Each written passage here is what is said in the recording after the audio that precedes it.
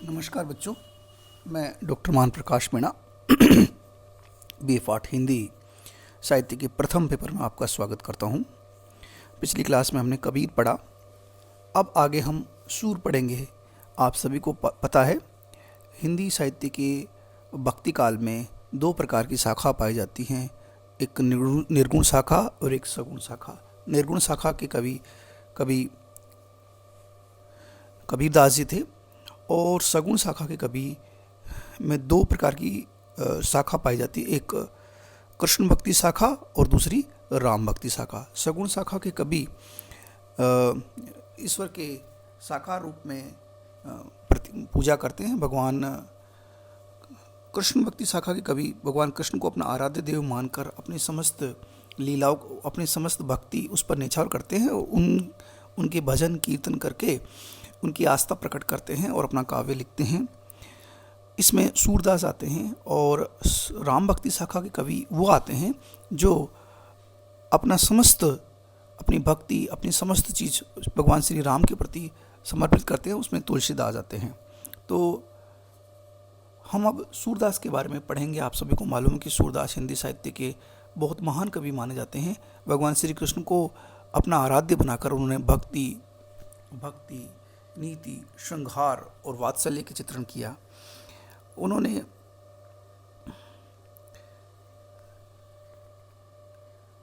अपना संपूर्ण जीवन, अपनी संपूर्ण चीज़ भगवान श्री कृष्ण को अर्पित कर दी। यह जो पद आपके पास है, ये परीक्षा के उपयोगी है और कई बार परीक्षा में आता है, तो मैं उसको पहले पढ़ के बताऊंगा, उसके पश्चात उसकी सप्रसंग व्याख्या करूंगा।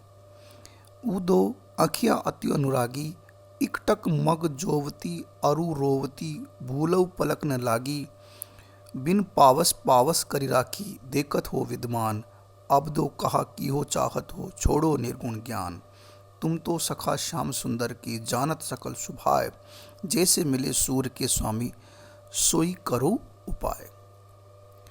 यह पद्यांश हमारी पाठ्य पुस्तक आदिकाल और भक्ति काल से ली गई है, जिसके लेखक संपादक डॉक्टर हेतु भारद्वाज है। यह पद्यांश भक्तिकाली कृष्ण भक्ति शाखा के सगुणपंथी कवि सूरदास के भ्रमर गीत सार से लिया गया है। आपको सभी को पता है कि श्री कृष्ण ब्रज में रहते थे और एक दिन अक्रूर जी आकर उनको मथुरा लेके चले जाते हैं और मथुरा से जब लौटते नहीं हैं, गोपियाँ श्री कृष्ण से अत्यधिक प्रेम करती हैं और जब वो श्री कृष्ण लौट कर नहीं आते हैं तो अपने दोस्त उद्धव को वहाँ भेजते हैं। उद्धव जी उन्हें कहते हैं कि मैं उनको निर्गुण ब्रह्म का उपदेश देकर आऊँगा।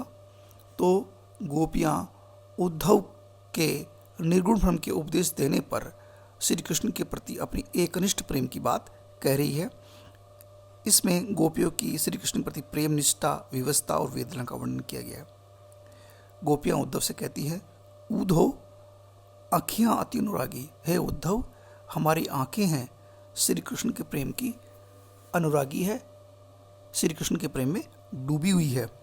इकटक मग जोवती और रोवती, वो लगातार बिना झपके रास्ता देखती रहती है। कौन सा रास्ता?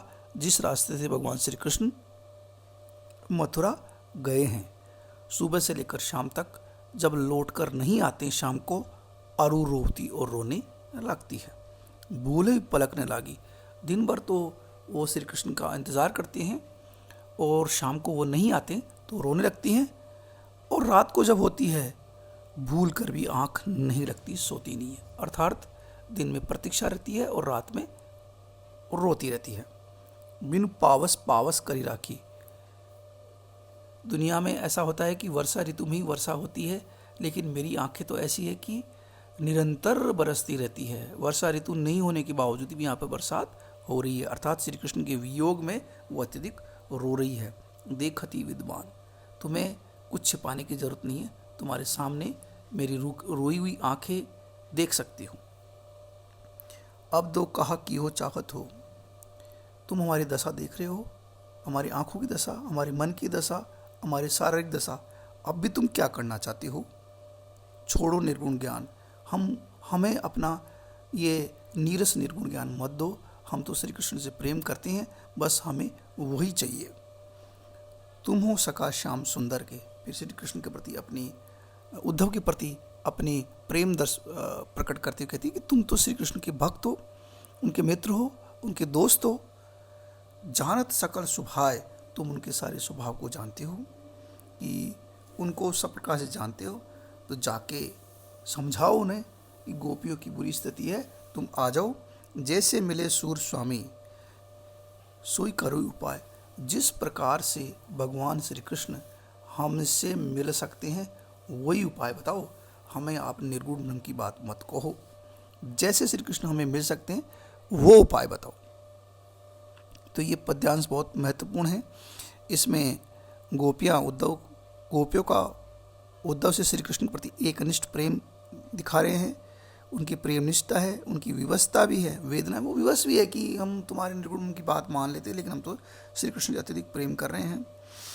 गोपियों की विरह में अत्यधिक बुरी दशा इसका वर्णन किया गया है। बिन पावस पावस करी राखी, विभावना अलंकार है। बिना बारिश के भी बरसात बारिश हो रही है, विभावना अलंकार है। तो ये है, परीक्षा की दृष्टि से बहुत उपयोगी है, परीक्षा में अक्सर आता रहता है।